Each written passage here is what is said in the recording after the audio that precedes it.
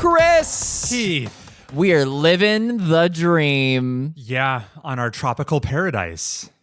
Hey, who's this stranger in the recording booth with us? I don't know. Hey guys, I am back. Oh my God, is that Samantha? I've been banished for so long, they wouldn't let me on the podcast, but I fought my way back in. Tooth and nail, and here you are. Yeah. Back on the mic. Had to bully you.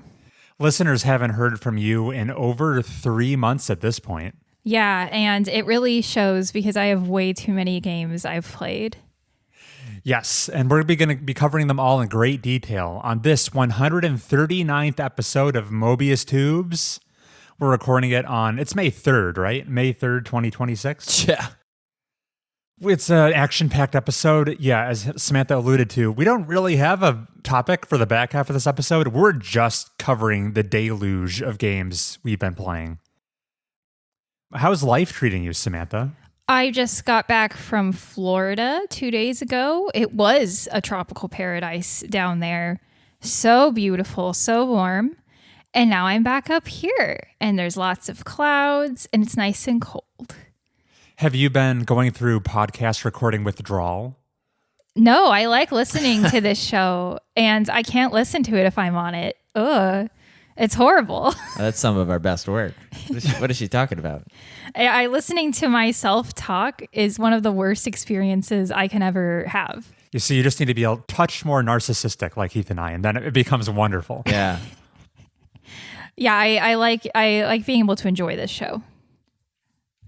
Before we dive into the many games we've been playing, I have one order of housekeeping I thought I'd run by you two. No, correction? Not a correction, just future planning, looking ahead.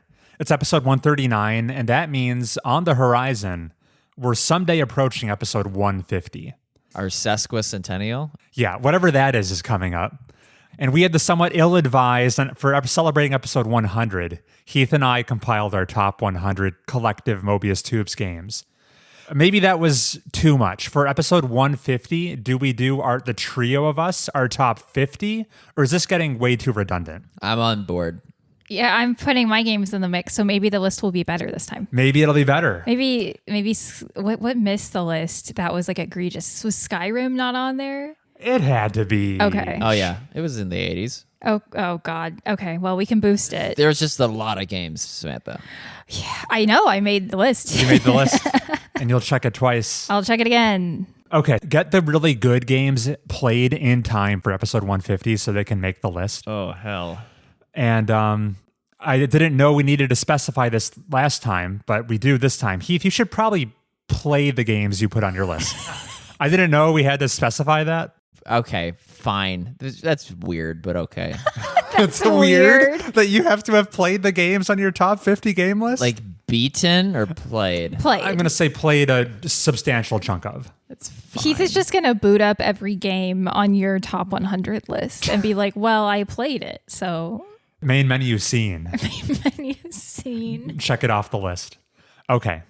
Cool. We have soft standing plans for episode 150 then. Like, I know The Last of Us is really good, and Tears of the Kingdom's got the juice. To Heath's point, what if I've only watched the game, but I didn't like play it? Because I've watched a lot of games with my siblings. You know, like where they're controlling it, but I didn't play it. But it's like, I saw the whole game. Sure. I do that with you all the time. It better count. Yeah. If anything, I think it just makes it a less biased review because I think previously you're just rating games you haven't played based on Chris's rating. So like Witcher 3 gets a massive boost. But this is downweighting Chris's opinion, which I think is correct. Yeah. The more downrated it gets, the better. Okay. I just think it should be equally weighted. For episode 150, Heath has to have played at least 4 hours. At one point, the metric you threw out there was like, until I've had a bowel movement. You know what? 4 hours. There you go. There we go. That's the gold standard. Or the brown standard. All right. Ugh. That's enough of that nonsense. I love it. Samantha, get your voice all lubed up because you're going to be talking a lot this episode. What have you been playing? Oh, God. All right. I'll start off with one of the many games I've played.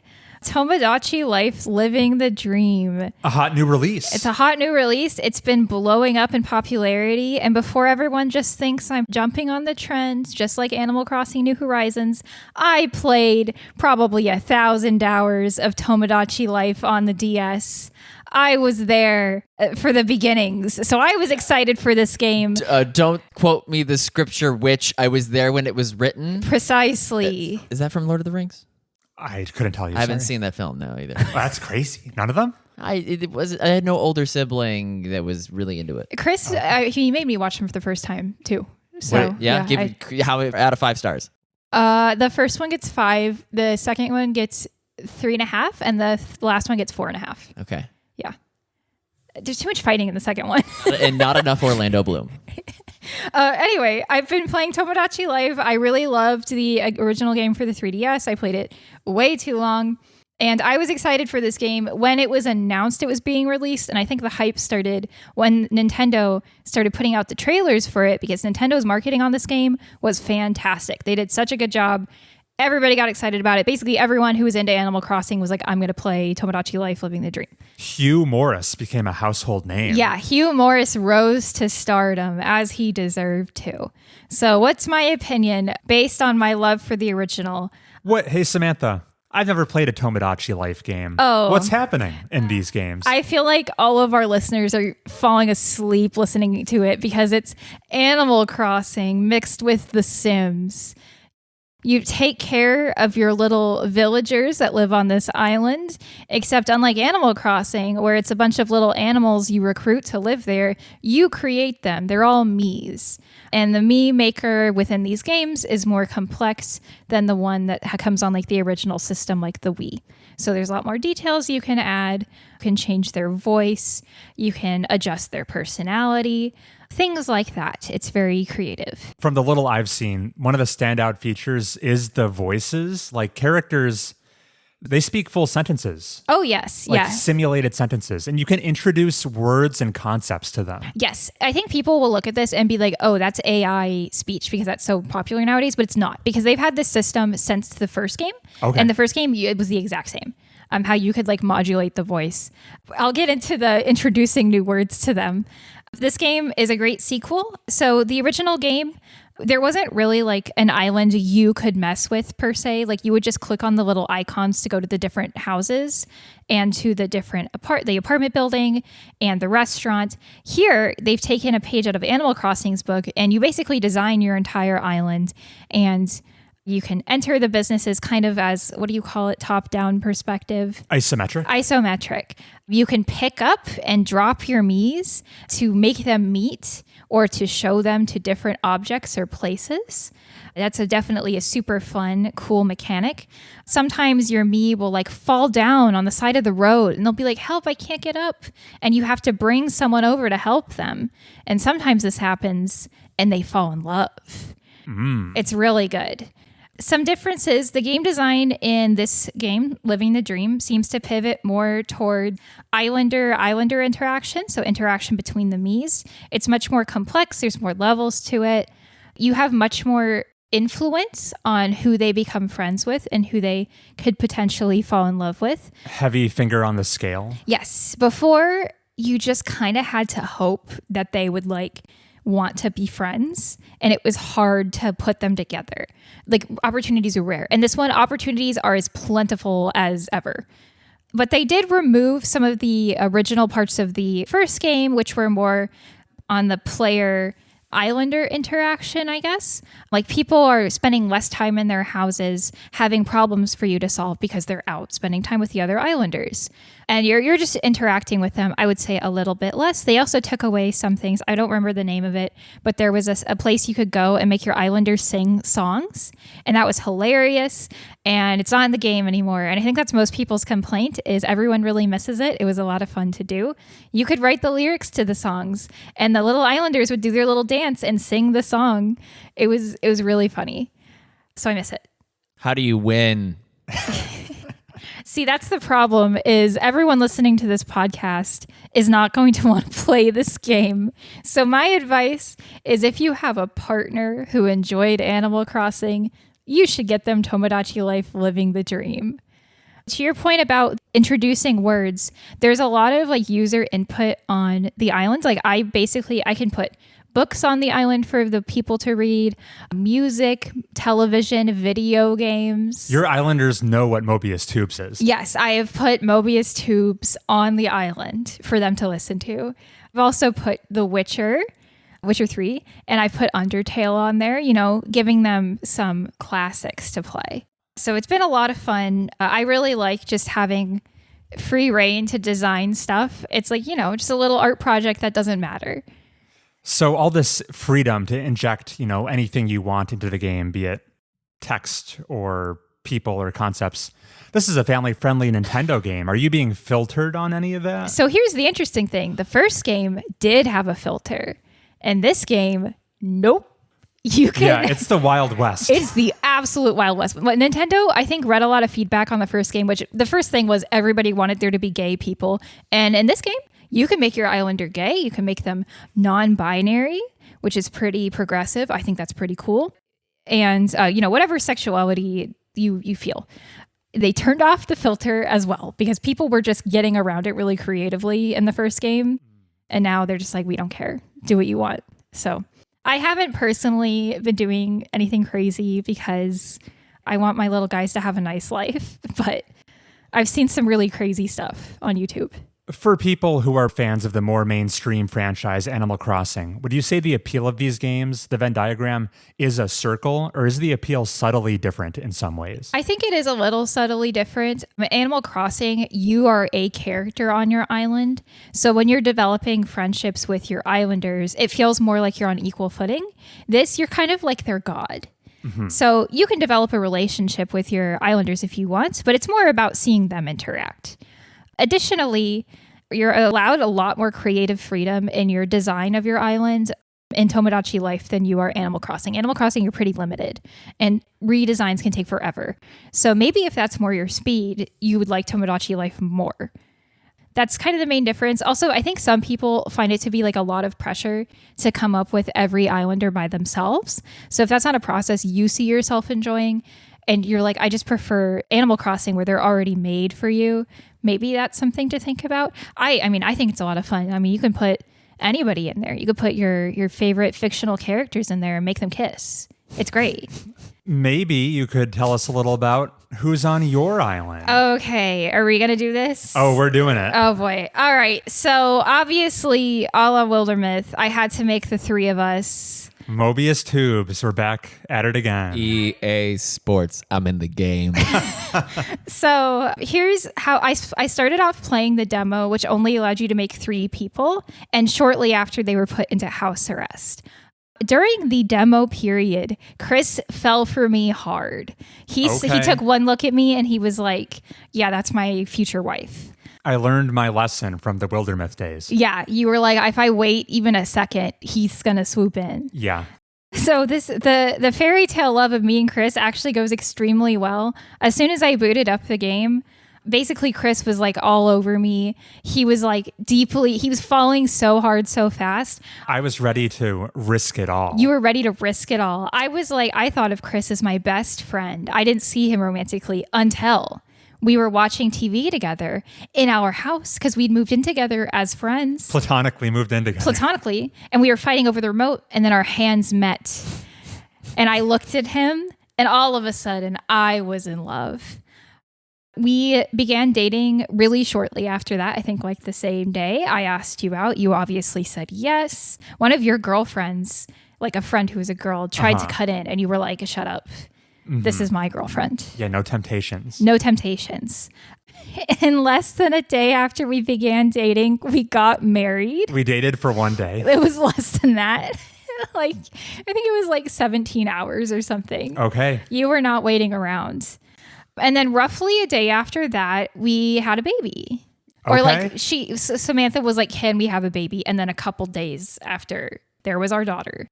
That's how that works. That's how that works. Yeah. The 9-month myth has been dismissed. So that all sounds well and good, right? Like fairy tale romance, very sweet, but very boring and predictable. Yeah, that was pretty on rails, Samantha. Yeah. So what did I do with Heath, you might be asking? I put him on The Bachelor.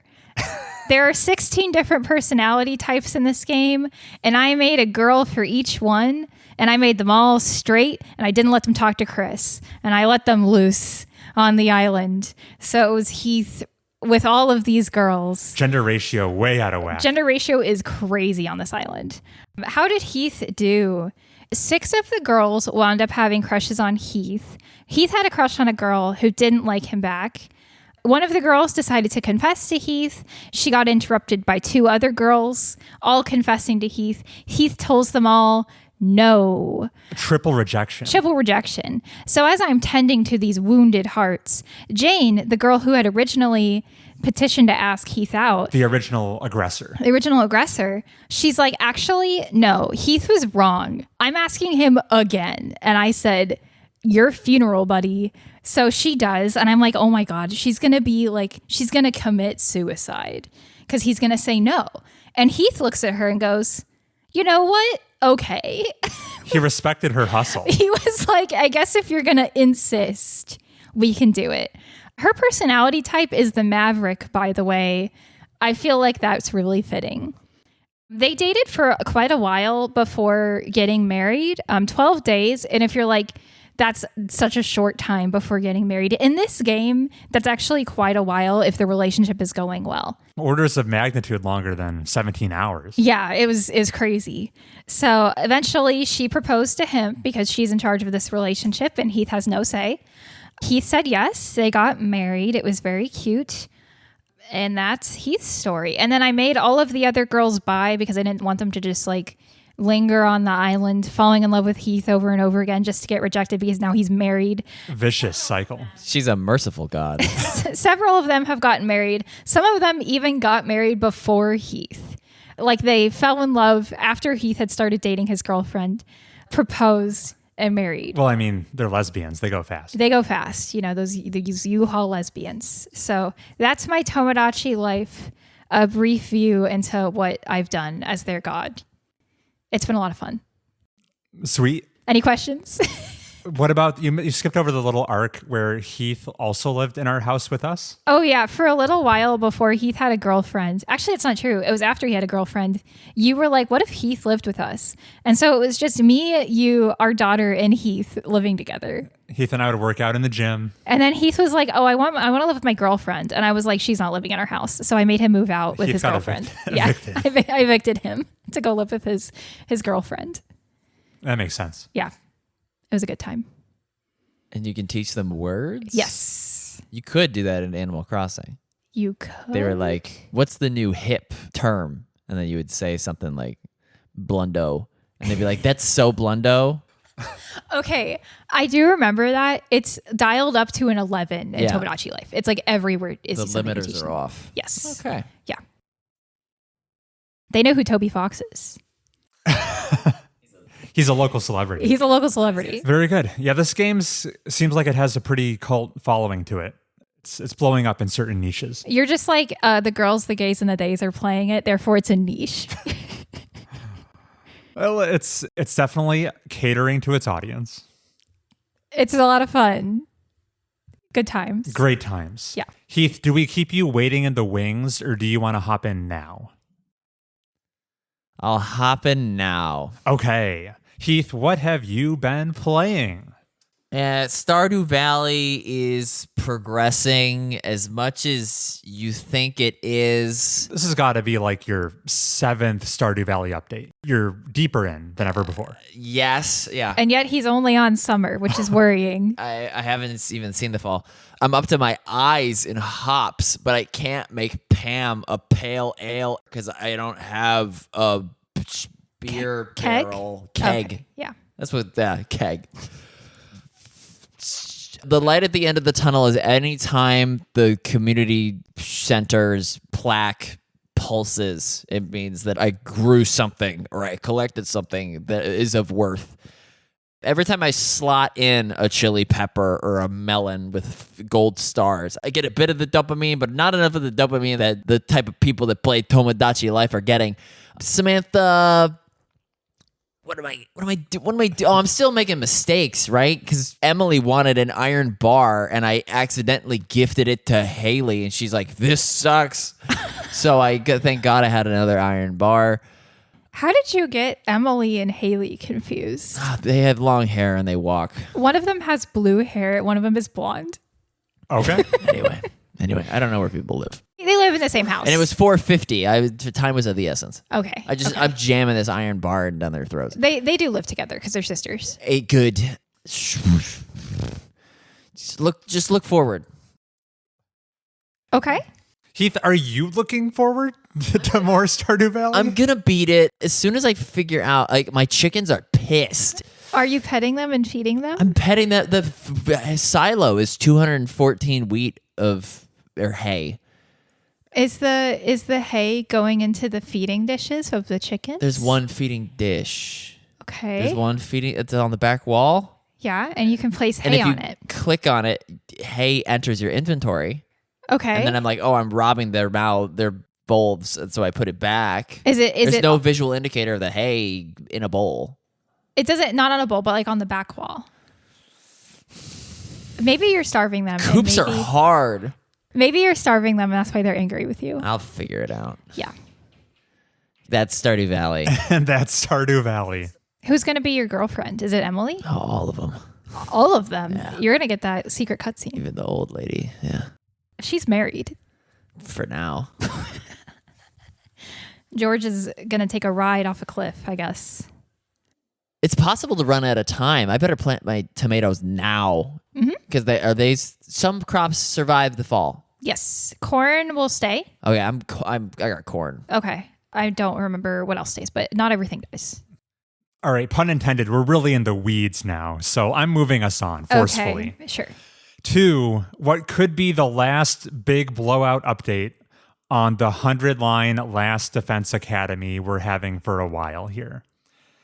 I've played a little bit more since we last spoke, but we have a celebrity on the show, Samantha, who has seen 100 out of 100 endings in this game. Yes, I played this game for roughly 140 hours. I have seen every second of this game. This is the incredibly massive, kind of Danganronpa-inspired visual novel / tactical strategy game from Tokyo Games.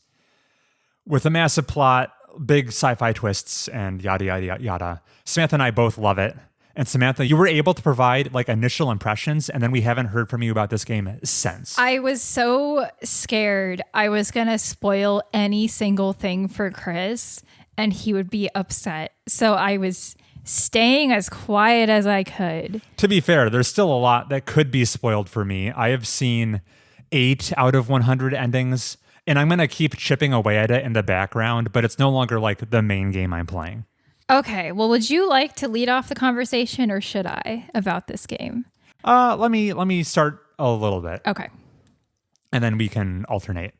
I listened back. I heard what you originally had to say, Samantha. And one thing you said back on episode 135 about the game's cast of characters has rung true for me. You were mentioning how the first impressions of meeting all these people you're about to spend hundreds of hours with weren't so good. Yeah, some of them you're like, wow, I hate him already. Immediately. Yeah. Most of the cast starts off some combination of whiny, pathetic, overly abrasive, and some of them are just outright freaks. They're like really weird. Yeah, it's a high school. Yeah, exactly. But slowly and surely, without me even fully realizing it, they started to win me over one by one. In a game with so much runtime, every character gets their chance to shine. And now that I'm like 80 hours in, I love these guys and gals. I can't believe how endeared and invested I've become, especially considering where things started. And yeah, they're great. They won me over. Samantha, who are some of your standouts and favorites? Before I say that, I think it was such a smart choice to make some of them so unlikable in the beginning because it gives them so much room to grow. massive arcs. And it's like when you have a lot of time to take with these characters, you essentially have 200 days. You can afford to take your time and get to know them better. If they had all started out likable, it just would have been really boring. So I think it was a really smart choice. I also think it was really good writing for them to have made all of the characters likable. And it's really important because you're going to spend a ton of time with them. So kudos to the writers on that front. Some of my favorites are some basic answers. Like obviously I love Eito and Hirako. I also loved Darumi. I think she's more of a wild answer. She's my bestie. Darumi wouldn't be topping the list for me, although I need to know more about her backstory. When you see that one route, you'll know what I'm talking about, but she's absolutely my bestie. I would do anything for her. To me, she's a bit of a one-trick pony. It's just always the killing game stuff with her. I won't say anything. Okay. Thomas K knows what I'm talking about. Okay. Those are the stand-ups for me, I think. Hirako's a standout, even though I don't even know as much about her as I should. She's just like the really competent ice queen who, actually cares a little bit more than she lets on. She's a tsundere. My last one is Takumi, our main character. Okay. I love my boy Takumi. Takumi and I, we've been through it together. I feel like we know each other so well. Yeah, you've seen every side of him. Yes, I know all there is to know about him. And in spite of all that, I do love Takumi. He's great. I've got to shout out my man, Takamaru. He's of course I like him. He's the tough guy with the heart of gold. Yes. But he's like, his heart is extra gold. He takes care of old folks at the nursing home, but he's like a tough biker exterior. He's goofy as hell. He's great. I do. He's really good. And then, I'm very entertained by Aito. Very entertained. I'll just leave it at that. I love my boyfriend. He's so interesting. He's so interesting. One of my notes for this game was I love all my friends at the Last Defense Academy. So relatable. We're feeling the same things. I don't have much to say about them, but I can't believe how much I ended up liking the twins, Ima and Kako, considering how creepy they were to start. It's impressive where they can go. Yeah. Yeah. Okay, that's enough about the cast. The only other thing I have to talk about, Samantha, is mechanical combat stuff. Do you think we wedge that in now or later? Let's wait. Okay. I'll talk more about my review. So I've seen every point of this game. This game has made me feel every emotion you can. What's my recommendation? I really enjoyed my time with this game. I think there were a couple small parts in the back half of the game where you're going through all 100 endings that did drag, but I am such an enjoyer of Spike Chunsoft and the way they make their games that it didn't really feel like that much of a drag for me. So that said, I understand this is not the usual case. I'm a very biased person because I like all of Spike Chunsoft or Tokyo Games style games. So my recommendation is if you liked Danganronpa, you should play this game. How should you play it? Obviously, you play the first half, the prologue. Then you go and you make your decisions and you reach a natural ending for you.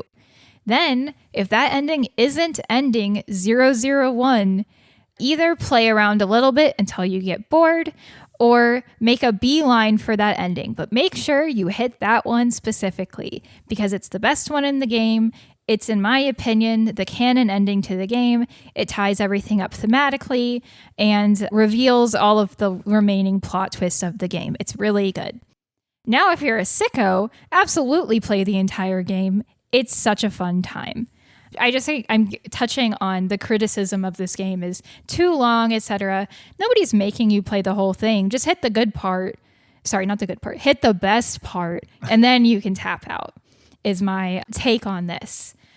I think this game touches on a lot of the atrocities of war, specifically like loss of personhood, how grief can affect your worldview, how people can be propagandized. Essentially, the message of this game is, it's war. Did you think there was going to be a good outcome?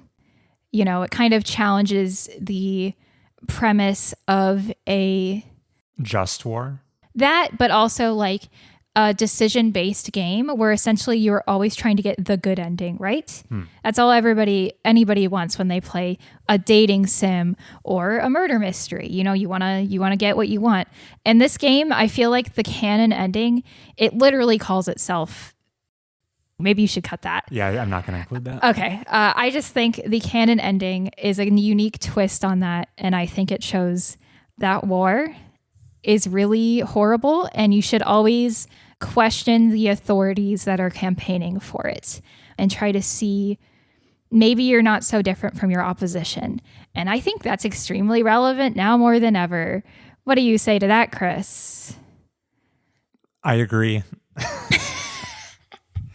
No, I found the themes and the questions it was raising resonated with me, and they warranted some reflection. I thought it was powerful stuff. I'm not being more specific because I don't want to spoil this for anybody.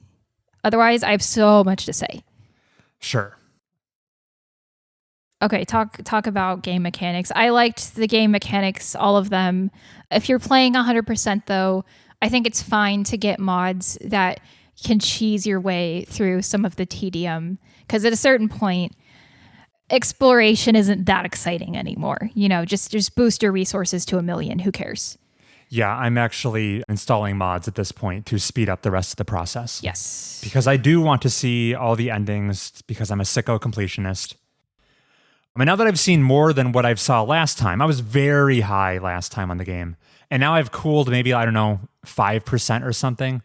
So it turns out, it just so happens, my natural playthrough of the game resulted in what Samantha calls the canon most fleshed out ending. And now that I've seen more and I see that they get less time and attention paid to them, it's been underwhelming me a little bit. So that's where I'm at personally, as I'm doing it in cleanup mode right now. And then I also have to say, we've talked a lot about this game, but never really dove into the turn-based battle component, which is not a trivial part of this game. It's a lot of fun. It's a lot of fun. Every character has their own unique moveset, and they're all cool. Yeah, I was going to dig into that. Okay. This game is primarily a visual novel you read along with, and you make decisions on how to best spend your limited free time. But there's also the significant turn-based strategy component. You'll periodically need to fight tactical grid-based battles to protect the school. And I think this specific combat system 100-line employs has a lot of merit to it. I enjoy how every member of your team has a really custom suite of abilities, like Samantha was saying, meaning everyone has a unique role to play, with basically zero overlap. For example, Darumi's really good at doing ranged attacks, and Karara's really good at sitting on the bench doing nothing because I never use her. Okay. Nice. She's what is it? Situational useful. That's what I tell the characters who I don't like to use on the battlefield. You're situational. Yeah. But for example, if Nozomi isn't in your party, you just won't have access to a medic, and you can absolutely feel that absence. Yes. So they do a great job differentiating everyone with unique play styles.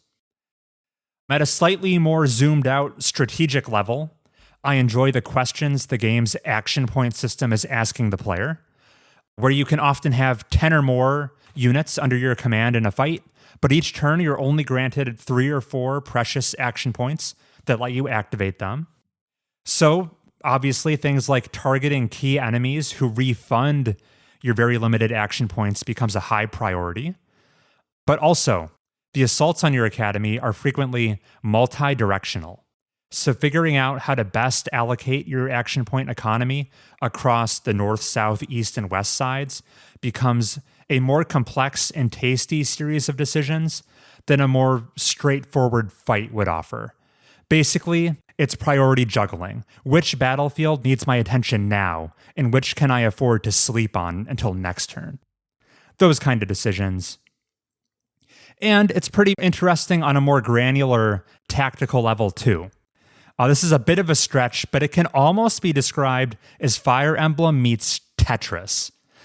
The characters on your team have a wide variety of different geometrically shaped attack patterns. We're talking like horizontal, vertical, diagonal lines. Triangle, crosses, X shapes, all sorts of different rectangles.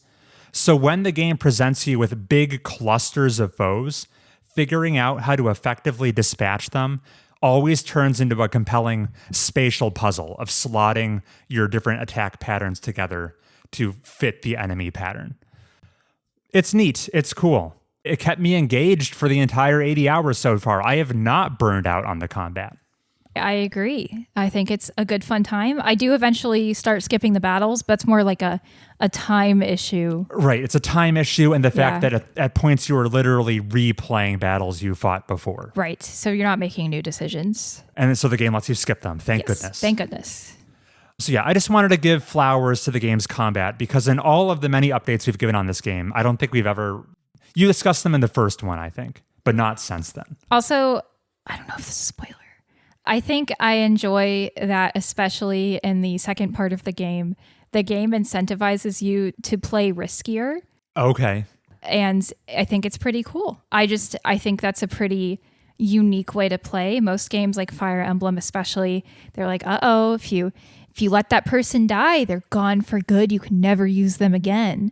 And this game's like, no, you should kill them. Yeah, this game incentivizes you to have your characters either on the brink of death or maybe even die. When you see someone with 1 HP, you're like, yes, I know exactly what I'm going to do with you. And Takumi goes, I see that. I'm stronger now. I love it when my friends die. Yeah.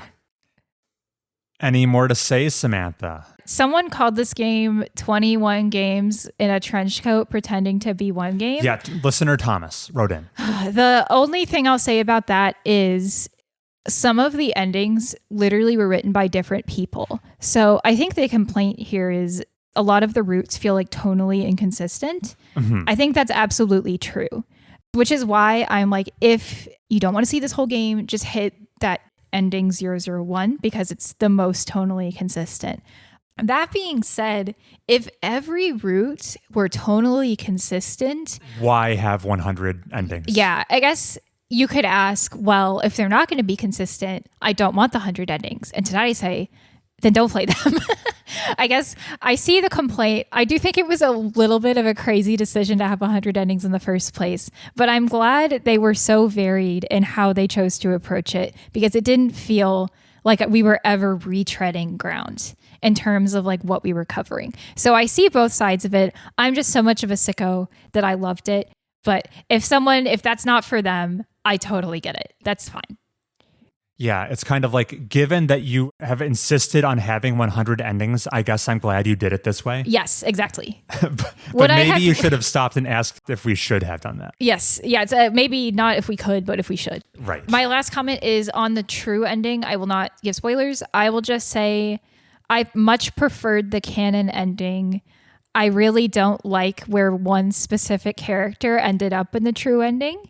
And though I really enjoyed getting to know the main character of that ending, I just think the canon ending was so much better from a thematic standpoint. It was so much cooler. Listeners are currently scratching their head being like, okay, so the canon ending is different than the true ending. The canon ending wraps up the story in a meaningful way. The true ending is the ending you get as the game's reward to you for completing all other 99. Okay. And that's what I'm saying. Yeah, this is a mess of a game, but I've been having a lot of fun with it. For those who have played, I obviously am talking about the SF route. So San Francisco. Yeah. We take a trip to California. And that's my 100-line review. I loved this game so much. I will think about it every day until I die. Okay. Yeah, because if you just think about one ending per day, you won't have to repeat thinking about one for like 3 months. Pretty easy. Yeah. Cool. All right. I think that's the last time we're going to bring up 100-line. Until Heath plays it. Until Heath plays it. For many episodes. It's been a great time. Would this get bottlenecked on my Switch? Or is it... It's a Switch game. Is it a low enough performance? It's basically just pictures and text. Oh, except for the battles. So I think you'd be fine. It could handle 13 Sentinels. Yeah, I think this game will run just fine It's on the same Switch. workload. Okay. My Switch handled Fire Emblem Three Houses better, and that's about the same. It's the same thing. Yeah, it's the same thing. Very cool. Enough of that. Let's move on to our next game. Keep this party chugging along. Do you have more games to talk about, Heath? No. Well, Didn't you play more Control? guys, I have to get all the skeletons out of my closet before chapter 5 drops or the spooky time, so I have to play Hades 2. So I'm trying to beat Control. Control is the action-adventure game from 2019. Yeah, that's right. The parts that are anathema are still anathema. Main character girl is like, Jesse. yeah, she mentioned Project Polaris, and then exposition info character says, you mean like the guiding star? And it's like, please stop. The best part of the game so far is Dr. Yoshimi's guided imagery tapes.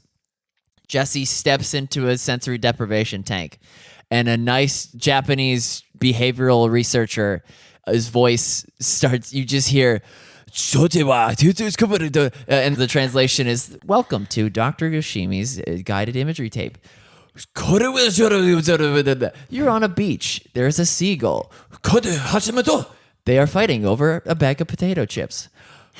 It keeps, the back and forth is so good, and you're walking around in an Ezio Abstergo nothing maze until the imagery shows up, but good change of pace from the shoot the zombies. They're not zombies, but some of them are. I've gotten as far enough into the game that there are zombies. Can you see the enemies, Heath? I've heard reports that might have been difficult for you. I can see, this is hearsay.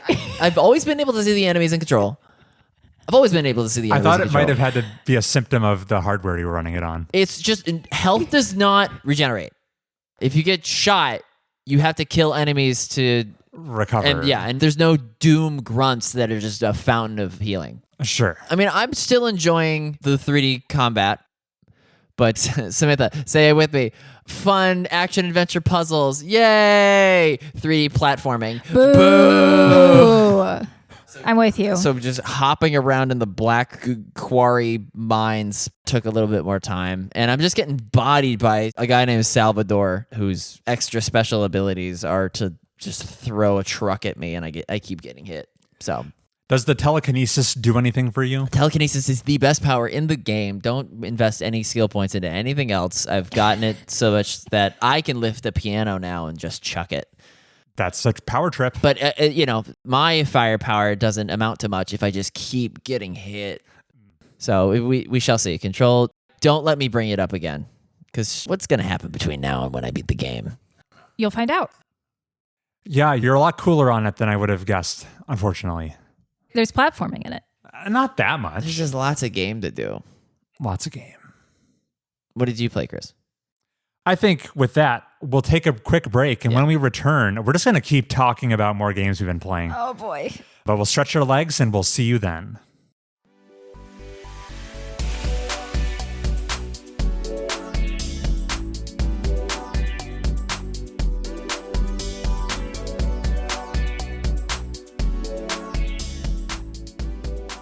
What have you played with my RAM yet? I've been playing Yakuza with it.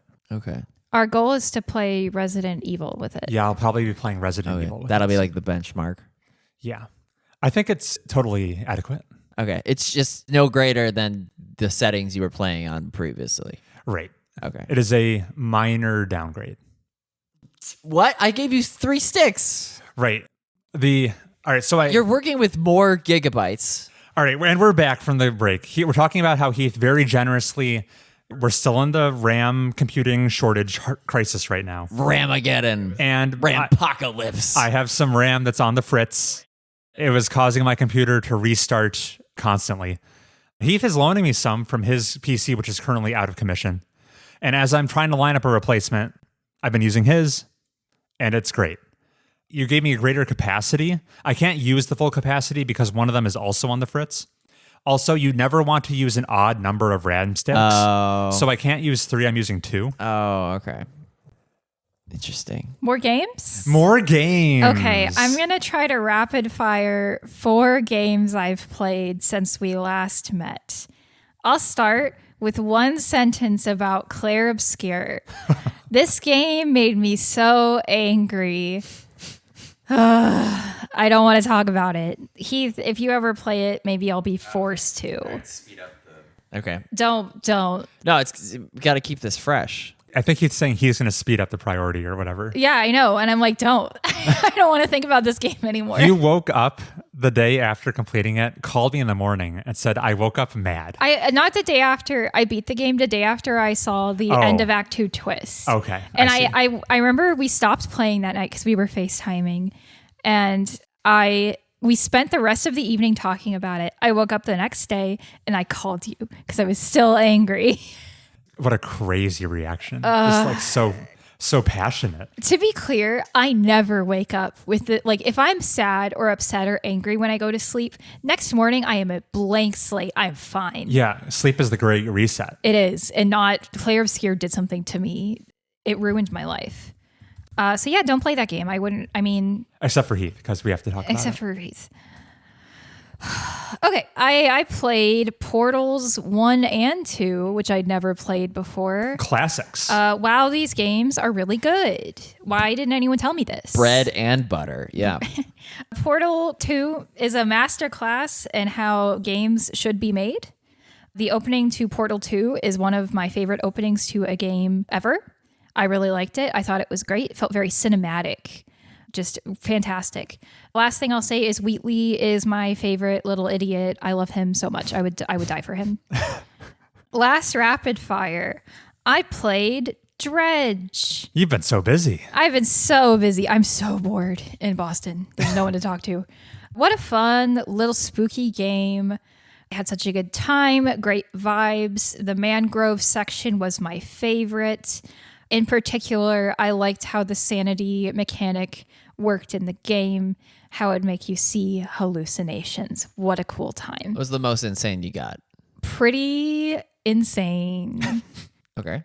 Like, I've gotten eaten. Yeah, but I got smacked by a tentacle. Okay. And then the rocks just keep on coming. They get you. Okay. I got eaten by a big monster of unidentifiable origin at some point. That damages you bigly. I died, I think. You just up and die? Yeah, I washed ashore. Okay. Or something. Okay. I played a little fast and loose with my arrival time back home sometimes. I saw the clock tick over to the next day. But I was luckily docked at the time. Okay. Yeah. Good times. Dredge is pretty cool. I'll take this opportunity to cut in. Yes. Because I returned to Dredge kind of because Samantha was playing it. Yeah. To do cleanup on the game had 2 DLCs released for it. And I'll give fast and furious impressions on them. Geographically, where are they? Sure. The first one that came out that I played was called The Pale Reach, which sends you all the way to the south to the equivalent of Antarctica. Okay. The snowy environment. I didn't really like this DLC. I'm actually, after completing it, I was surprised they charged for it. It was very much giving like free update type of content. All right. I completed the whole thing in under 2.5 hours. It was essentially just a palette swap. It's now icy around here. Its hot new mechanic was if you attach a rudder to the front of your ship, you can now go through some blocks of ice without being damaged. Kraken. Okay. It was so underwhelming. I would say this piece of content almost lacked game design. Oof. It merely consisted of the entire plot was basically go click 3 buttons and then go to the final area to get your reward, and then it's over. That's not dissimilar to how the areas in the original game worked. It's just insulting that they made you pay for it. There was so little intrigue around this whole area. It was so, there aren't any characters. It was pretty desolate. Oh, no characters. There were a couple of characters who were like frozen in some ice, but. Okay. All right. All right. So just leave that one at the bottom of the sea. Got it. You can pretty safely skip Dredge, the Pale Reach. And then the other one I was a little warmer on. This one was called the Iron Rig. This drilling company enters play. They're kind of in the middle of the map. They've got a big oil rig driller, and you're doing jobs for them because their shipments have been lost across the area due to monsters and stuff. Doing jobs for them, they do digging that cause oil spurts to pop up in various regions across the map. Oh, and it hits you like Mario Kart and you can't see. It slows you down, and there are threats in the oil and different types of fish. It basically gives you an excuse to revisit all the main areas from the base game over again in series. You have to do environmental cleanup on the fish, and you scrub them with Dawn. Yay. And they release them, yeah. There's some good game feel when you get your vacuum suck tubes and you're like sucking up all the oil to clean things up. Oh, literally, okay. This introduces actual like new upgrade trees. You can make your ship bigger. There's improvements you can make. I never even finished the upgrade tree. Okay, that's surprising to me. I didn't even hit the last whole upgrade. This was the more substantive DLC. It gives your progression more runway. There was greater plot things happening. I was not offended that they charged for this one. Okay. And that was the Dredge DLC. Were either of them better than the base game? I would say no. You pretty much, you see the highest highs of Dredge if you just play the regular game. And the regular game is pretty good. Yeah. Yeah, I liked it. Sweet. Chris, I have 1.5 games to talk about. Why don't you do your thing? Okay. I was hoping to be the anchor, but I can talk about it if you would want to be the anchor. No, it's fine. It's just you might be a little heated after all this is said and done. My review will suffer based on yours. Why don't you go first, Samantha? Okay, the reason my threat was successful is because I have played most of Yakuza 0. Ooh, yes. One of Chris's favorite games. Okay. We're so back, baby. I've met Kiryu and Majima. I know who the girl on this poster is. I'm pointing to Chris's poster. I have no idea. Her name is? Her name is Yakuza. It's right? That's a spoiler, Chris. Oh, sorry. I'll cut it. Yeah, you better. Okay. What do I have to say about Yakuza 0? This game sure is for the boys. It is dripping masculinity. No one talks about their feelings or communicates in a useful way. Kiryu can solve any problem with his fists. That being said, obviously I'm a girl, and this is like the antithesis of an Animal Crossing. I don't think a single woman has ever been into, what's the studio? RGG Studio. I don't think a single woman has ever stepped foot in RGG Studios. Like, that's how masculine this game is. And that means like both positively and negatively. Kiryu, I feel like he almost comes off as asexual because like the women just aren't people in this game. It's crazy. And like when you see him interact with them, it's like he's looking at a piece of cardboard, which is so funny for a game where Kiryu is like the most masculine man to ever have been a man. It's I don't know. I think it's a very interesting piece of media in that way. I think this game is a lot of fun. I don't really care that it's so masculine. It's so fun. I love doing karaoke. I love dancing at the club. I love running my little hostess club. There might be a girl character in the hostess club. Mm-hmm. I love it. I'm winning. This game, for all of its masculine traits, does feature like a pretty in-depth dress customization. Yeah, I was like, why am I playing Barbie dress up inside Yakuza 0? There are no girls here. But I love doing my little dress up game. Mm-hmm. What a fun, cute little time. Obviously, the best part of Yakuza is the side stories. They've been excellent. A lot of goofy times. I could list like 10 that have been excellent. I picked one to talk about. Kiryu gets pulled off the street because he has the look of a producer, and their producer called out, and they need to film this commercial right now. I learned some producer terms. Heath would have absolutely aced this quiz, I'm sure, with his experience. Some of them I was straight up guessing. Because they were hitting you with film production lingo. Yes. And it wasn't just like, if you're not in the business, you wouldn't have known these terms. It wasn't just cut and action. It was call time, wet down, checking the gate, second sticks. Heath is just making up words, I'm sure. No, these are real. It wasn't any of those, but it was equivalent to that, where I looked at it and I was like, I've never heard someone say that before. Martini. That's the last shot of the night. The side stories have been really fun. I love them. It makes the city feel so alive. I think in The Witcher 3, when I talked about it, I was like, oh, Novigrad feels like such a city because there's so many people everywhere.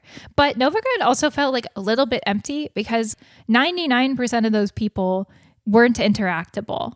You know, you would never talk to them. You would never talk to them. They're just filler for your eyes. And it does kind of make you feel like lonely and like the people aren't real. Yakuza, I feel like they have a good body count of NPCs in the city, but there's plenty of people for you to interact with. I think it helps that the map is much smaller and constrained. So it's dense. Witcher, you're basically traversing a huge area to search for side quests. In Yakuza, you have like, I don't know, A couple blocks. So of course they can afford to be more dense, but it makes the city feel very alive. It makes me feel like I live there. It's such a cool feeling. I think it's the most realistic city I've ever played in. And I really loved it. It made me want to go to Japan more than I already do. The main story is entertaining enough. I think it's a good time. The combat is boring and I don't like it. I wish I could skip every combat sequence in the entire game. As a big Yakuza fan, I don't even have much pushback against that. Every time the freaking street thugs come up to me and they're like, "Hey Majima, time to throw down." I'm just like, could you like leave me alone? I don't like, shut up. You're just a waste of time to me. I'm going to win. I'm going to steal your money. It's pennies to me at this point. That's how I feel about the combat. Not very good. I hope they improve it when it becomes turn-based. You'll find out in like 7 games time. My thumb hurts from pressing the X button so much when it's a boss sequence fight. Yeah, it's a slog. It's a slog. I don't have any updates on this, but yeah, Samantha's introduction to Yakuza has gotten me back on the Yakuza train. I'm playing more right now. I saw Majima on his screen. Yeah. That could mean anything. He's playing 5. I'm playing number 5. Majima looks like he does not look good. I mean, decades have gone by. Kiryu looks great. Is this original or director's cut? I believe you're playing original, which they are 99% the same. Okay. Director's cut, I think, has 4 new cutscenes in it. Are they like main story cutscenes? It's like a decade apart. You'd think the graphics would be a little better. Director's cut. Okay, so we don't have to get into it, but apparently current day RGG Studio, the makers of these games, they're in a bit of hot water right now. People are not pleased with them. They are doing a lot of blatant cash grabs, like reissuing Yakuza 0 with this director's cut, bolting on like the bare minimum to call it different and then charging full price. They released a remaster of 3, Kiwami 3, and at the same time delisted the remaster of 3. So you cannot buy it anymore. What a rug pull. You have to buy the new version that is 3 times more expensive. And then they've made some controversial casting decisions too. People are displeased right now. They should hire a single woman and maybe that would help things. Their diversity would go up so much so quickly.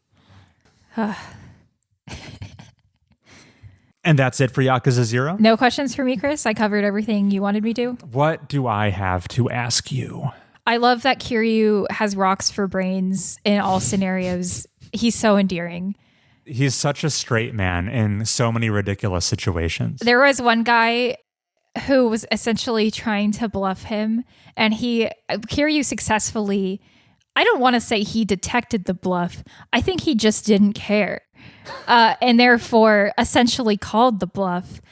And the guy goes, "You can't bluff an idiot." I was like, yeah, this is accurate to Kiryu.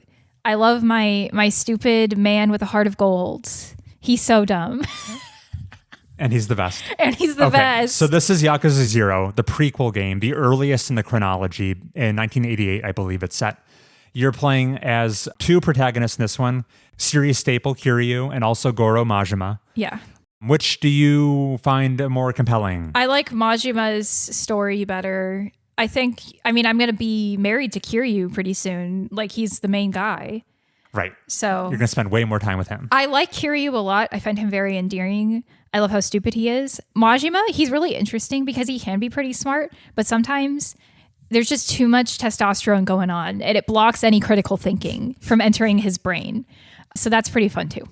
You're late in the game. However, it's been showing lots of restraint. Kiryu and Majima have not met. From what I come to understand, when they meet, it's going to be the meeting of a lifetime. They're going to fall into each other's arms. Yeah, let's get this on the record. What do you think Kiryu and Majima's dynamic is going to be like, Samantha? Either they're going to be absolute die for each other besties, or they're going to be enemies with similar motivations, but like, they're rivals, essentially. Yeah, there has to be a shirtless showdown. What game are we playing? I know for a fact all the girls, all 10 of them who've played this game, think that these boys should kiss. So that means one of those two things must be true. Okay. Yeah. Very cool. I can't wait to see it. Majima doesn't go crazy on screen. That just happens. Majima goes crazy? He's not already. You're giving away too much right now, Heath. That's like just common knowledge. Common knowledge she lacks. Wow, right. Wow. I know that Kiryu becomes a taxi driver, and that's about it. Okay. Very good. Okay, I could talk about the final game I've been playing. I have one more game after you're done, but it's important that we go last. I can't even remember what it would be. So I'm back to give the final update on Subnautica. Oh, wow. Yeah, I returned to the well. Shoot. You roll credits? Yes. I have finished the game. Whoa. Chris 100% got Damn all it. the achievements on the game. 30 hours later, Subnautica, God I have seen the end. Oh, fuck. Okay. You've already logged 30 hours, Heath. You've done Have your I? time. Have I? I think so. I might have fell asleep while I was running. It's been a while since we talked about this game. This is the survival base building crafting game set under the water of an alien planet that's beloved by many, including our Mobius Tube's very own Samantha. In the final stretch of the game, I learned something that kind of shocked me. As listeners have heard, I've been playing this game on Samantha's recommendation. She so strongly urged me to play it that I was pressured into making its completion one of my gaming resolutions for this year to finally satisfy her. What I only discovered recently is that Samantha has never finished Subnautica herself.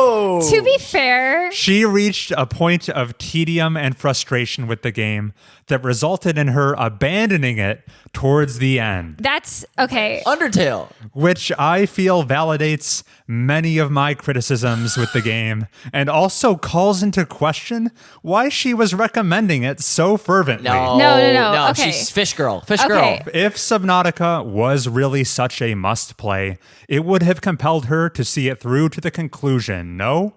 She was a child. Let me talk. I told you ages ago I never finished it. I passed out. Men in Black mind memory wipe. This was not like news to Chris. Chris is just sometimes maybe he forgets. So I made it clear to him upon recommending it. I was like, I really liked it. I didn't finish it. And this is for people who've played it will understand. I essentially went to the second to last area, did the thing there, and then I took my Cyclops all the way back home, Googled what I was supposed to do next because it becomes pretty unclear in the end what you're supposed to do. And I was like, oh, I have to go all the way back to where I just was. I just need to move like a little bit this way. I don't want to do that. So I stopped. So I stopped right before the finish line. It's not like I dropped out at the halfway mark. I had seen all the game, had really needed me to see. I just watched the climax with the girl on YouTube. That's as vague as I can be. Yeah, that's fine. Yeah. Okay. Yeah. But to your point, I said multiple times that you should drop the game. But Chris's insistence that you can only beat a game if you see credits, and no, Samantha, I need to get more achievements. So I gave Chris multiple outs. I was like, it's going to be fine. Your resolution is complete. You tried your best. You don't, it's not for you. And you insisted on playing the rest of it. I to did. your own detriment. Listen, I wanted to be thorough. Now I can whip out cool lines like this. Since I am now the Mobius Tube's foremost expert on Subnautica, I watched you Authority play figure. the ending. having actually finished the game and earned every achievement. Okay, foremost expert, which chest is your lead stored in? Allow me to render the definitive verdict on He has this no game, idea. which is It's okay. It's like fine. Subnautica has some really cool ideas marred by a lot of frustration. I will say, on the bright side, as I continued to play more, some of the elements I did find neat became even cooler. I remain impressed by the flexibility of the base building and the sheer utility of some of the later room types you can construct, like the scanner room, which brings with it much needed quality of life improvements when you're short on just one type of resource you desperately need for crafting. You can now pretty effectively locate them via scanning. Oh, rush that. Okay. Yeah, really useful. And the final major vehicle I unlocked wasn't a mere incremental upgrade I was sometimes complaining about on previous episodes. It was a legitimate game changer in terms of expanding my exploration capabilities. The clops. The clops, yeah. Okay. So those are thumbs up from Chris. Okay. On the other hand, as I kept playing, the elements of Subnautica that frustrated me just kept on multiplying. A couple episodes back, Samantha wrote into the show with some of her thoughts on Clair Obscur, and one of her criticisms was how frequently she'd end up getting lost because the game's environments lacked distinct imagery. That specific criticism also applies to Subnautica, where it is an order of magnitude more offensive. Sure, you can pretty much identify which Subnautica biome you're in at a glance. But as soon as you've seen one kelp forest, you've seen them all. Yeah. They blur together. Neither of these games provide the player with a map for getting their bearings. But while Clair Obscur's levels consist of corridors with a couple branching paths... I went in circles so many times. A skill issue. No. Subnautica is an entire open world game without a map. There's a beacon tool. We'll get to that. Oh, yeah. We'll get to that, We'll Heath. get to that, Heath. My issue with the homogeneous scenery in Subnautica... The ocean is homogeneous. ...gets dialed up to 11 in the late game areas, which see you fumbling around deep underwater caves and caverns in near complete darkness. I'm still pretty incredulous that players are expected to naturally stumble upon this tiny entrance to a facility located inside a huge underwater cave mountain. There's a radio frequency coming from there, isn't there? For the late game stuff, there's no radio frequency.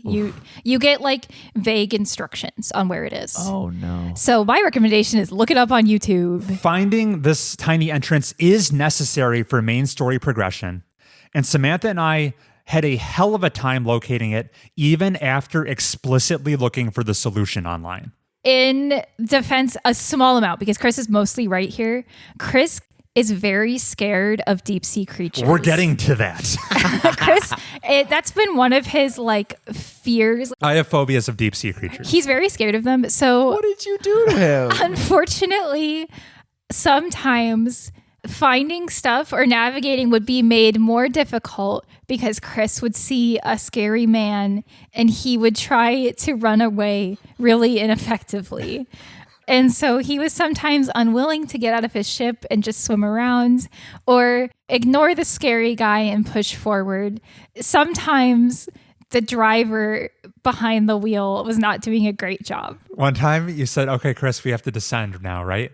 And I was trying to get one by you as I was like, as soon as you looked away, I start ascending. And I said, no, Chris, keep going down. And you said, but I don't want to. Well, yeah, imagine if you were playing one of them body horrors. Ugh. And Chris was like, I played mouthwashing with him. I know you did. And I didn't like that part. Yeah. But I still played it. Okay, back to more Subnautica talk. Yes. So navigating through those claustrophobic caverns in the pitch black with Leviathan-class predators threatening me, while you risk the safety of your incredibly expensive endgame vehicle, it's legitimately the stuff of nightmares. Chris is like, my safety. And it's like he would reload if the ghost Leviathan even glanced his way. You would have to. No. There had to be at least one complete sadist on the development team. I would take the most stressful Mr. X encounter from Resident Evil or the most nail-biting necromorph fight from Dead Space any day over being subjected to just one more minute of the horrors of Subnautica's late game gauntlet. It seems like it was an extremely effective horror game for you. I think the horror was increased for you based on your intrinsic phobia of deep sea creatures. Yeah, this is accurate. My cutie pies and gentlemen. They were so scary. And finally, playing Subnautica wasn't quite as polished of an experience as I would have hoped for. Here I am playing this game, 8 years after it released from early access, and bugs actually did still hamper my enjoyment of the game. Players get a hint of what I'm talking about every time they bring up the pause menu, where underneath the standard resume or save options, there is a slightly unusual out of place Get Unstuck button. And while I'm certainly glad this menu option exists, don't take it away, its inclusion betrays the developer's expectation that players are going to get trapped in their game world's geometry with enough frequency that this Band-Aid solution is necessary. Counterpoint, I think Witcher 3 has an unstuck button. It does? I think so. That's my if memory. If that's true, I'm getting put on blast with that. That's crazy. This is Chris from the editing booth, cutting in with a quick correction. The Witcher 3 does not, in fact, include any kind of getting unstuck functionality. I just couldn't sit idly by while my beloved Witcher 3 suffered this kind of baseless accusation. Anyway, back to the episode. I know other games have had unstuck buttons. I just see it. I'm like, it's fine. Subnautica wasn't GTA budget. It's doing right. a lot. It's from a small team. Yeah, I'm fine with it. It doesn't bother me. And yeah, I had to use the get unstuck button once or twice in my playthrough. Once. It wasn't a big deal. Maybe just once. But it wasn't the single solitary bug I encountered. There are completely innocuous ones like schools of fish swim through your base, just clipping right through it, which I guess shatters a little bit of immersion.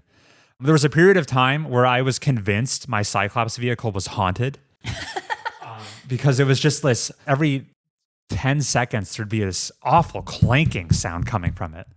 We learned from the internet that's probably like small fish running into it and it was just echoing. Small fish with like hit detection making huge... I thought my ship was crumbling apart or something. But your health on your ship was fine. We knew it was okay. The most damning bug I ran into was the complete lack of any beacons in my game. This wasn't a bug. In this game, you collect blueprints, which give you access to new technologies that let you progress further into the game. And a very early game one you're apparently assumed to have is the ability to make a beacon, which allows you to basically make a mark on your map, a fundamental basic UI element most games take for granted. I had to complete the game without ever being granted access to it. When looking online of, okay, how do I have a late game Cyclops vehicle, but I have not found a single piece of evidence for a beacon yet? How could that possibly be? Online, it is a not uncommon experience for the game to, upon booting it up, it bugs out, and certain worlds in Subnautica will just not have the beacon scanning parts in it. That's a big accusation, buddy. You can find dozens of accounts of that. I mean, I did search with him because at a certain point, it was getting ridiculous that we hadn't found any. And we searched for 20 minutes. We never found any battery chargers either, which was annoying. Did we? I thought we might have eventually done that. We might have found one piece of it. We didn't even begin to make progress on the beacons. Yeah. And that's a common account online. People will say, yes, my world just did not have beacons in it. It was so rough because every time we wanted to go back to the Lost River, we'd have to re-navigate to it from a pod instead of when I played it, I just set up a beacon as soon as I hit an important spot. Yeah. And Chris was like, that's really cool. I can't do that. That's okay. We'll just use the map. Oh, wait. There isn't one. There is a somewhat fan official map that I was referencing heavily trying to navigate Chris in this game. It begs the question. It was hard. And that's Subnautica. I don't recommend it. Here's my counterpoints. I think Chris is right on a lot of his critiques. I think they're exacerbated by the fact that the things about this game that are good that he didn't mention didn't really hit for him. Chris doesn't really like exploration games. Like Breath of the Wild for him was like not a huge hit. He liked it, but he didn't love it. And if you're like me and Breath of the Wild was such a life-changing experience because of that ability to explore, I think you'll appreciate Subnautica more because there's a lot of that. And it's very exciting when you hit a new biome and you go deeper and you see a new enemy you've never seen before. And they're kind of crazy, maybe a little scary. I just think that's a good fun part of the game. I also think Chris can be a little bit of a perfectionist sometimes to his own detriment. And I think sometimes that stopped him from being able to enjoy different aspects of the game. Stop and smell the kelp. Yeah, he was too worried about making sure his base was exactly the way he envisioned it to just have a little fun. He was having the most fun I'd ever seen him play this game. And the last 20 minutes of us playing, we were waiting for some eggs to hatch for a final achievement. And he was just putting glass on his rooms, making a nice little observation deck. He's like, wow, how pretty. Mm-hmm. You know, it's like you could have been doing this the whole time, Chris. You know, I had work to do. I think a little bit of Chris's achievement mindset maybe bled into this game and it made it worse for him because instead of trying to have fun, he kept trying to complete objectives, which makes it seem more like work than it does like playing a game. We should have a conversation all about that. Yeah. Tune into last episode. So I suggested that we stop the game before we entered the Lost River because I knew it was going to be really scary for Chris and I remembered it being hard to navigate. So I was like, you should back out now if you're going to back out because it's not going to get more fun. And he insisted that we keep playing it. So I'm going to finish my gaming resolution. Subnautica had to be checked off the list. I was giving him every pass in the world. I think Subnautica was one of the few games I had played before. Not like few games I had played. One of the few, I don't know, somewhat culturally relevant for boys games I had played prior to like meeting you. And that's why it was so high for me. And then as I've played more, it's gotten lower, but I still liked it. I still had a fun time. I don't think you need to finish the game. I think you just play enough until you're like, I don't want to do this anymore. I think it's a fun time. Sorry. Maybe that should be generally applicable advice. To all games. To all games, yeah. Play until you stop having fun. Don't keep playing because of reasons. It's a bad idea. I would like to try the Subnautica port on the Steam Index. Oh, VR. When you get it. Unless it's really nightmare fuel and I'm going to pee the pool. I think for Chris it would be. Yeah, I'm not going near a VR headset with this game. The Emperor Leviathan looks goofy. Do you get off the planet? Yes, that's how the game ends. Okay. Do you launch or do you like teleport? Launch. Okay. We launch a rocket. Interesting. Yeah. Do you want to tell them what? Oh, the floater? The time capsule. You can leave a time capsule as you finally leave the planet. All right. Like Nier Automata, yes. I mean, you can put anything you want in there, including like a photograph and a little message. For some reference, very early in the game, Chris had picked up floaters because he thought they were of some value. I too thought they were valuable. Floaters are a little organism who just like levitates anything they stick to, basically. Yeah, Rocks. they float. So Chris had picked them up, which is fine. That's normal. And then he had dropped them outside of his pod because he hadn't had a base yet. Then he was like either entering or exiting the pod. And I clipped against one of them. And they took... He damaged me. He probably took 1 HP. Yeah. This might have been the first damage I sustained in my playthrough. Yes. Yeah. And I was like... Your character goes, ooh! Yeah, way overreacts. Yeah. But Chris took offense to that. I took offense to that, and I took the offending floater and put him in my time capsule. Purgatory. Purgatory. Yeah. And he also included a picture of this floater that he took. So I hope that's useful. I don't really know how the time capsules work. I hope that's useful to some future Subnautica player. I left a message that was like, my rival, or I hope he learns his lesson, or something like that. My greatest nemesis. He's sleeping with the fishes. And that's Subnautica. See, Chris even had fun sometimes. Now we get to have fun conversations about it. Yeah. I guess it won't be in the top 50. I mean, it's probably 51. It's on my top 50 list, but it's not on my top 25. Samantha, rumor has it you played one more game, and I've lost track of what it could even be. See, Chris, this is where I pull a gotcha on you because I think you thought I forgot about this. Uh-oh. Uh-oh. What? So I played a game from an extremely little-known development team. Oh, no. I thought this was going to be next episode. I played a little game called Stuck Between.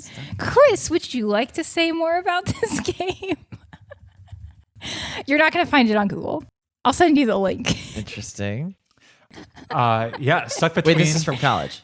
Is a student project game of mine. Yeah. Heath is a contributor on. I think he composed music for I it. almost did. Almost did? No, it would never happen. Okay, I misremembered there. Yeah, formerly its working title was the 2D roguelike project. But published as Stuck Between. You can download it for free on itch.io.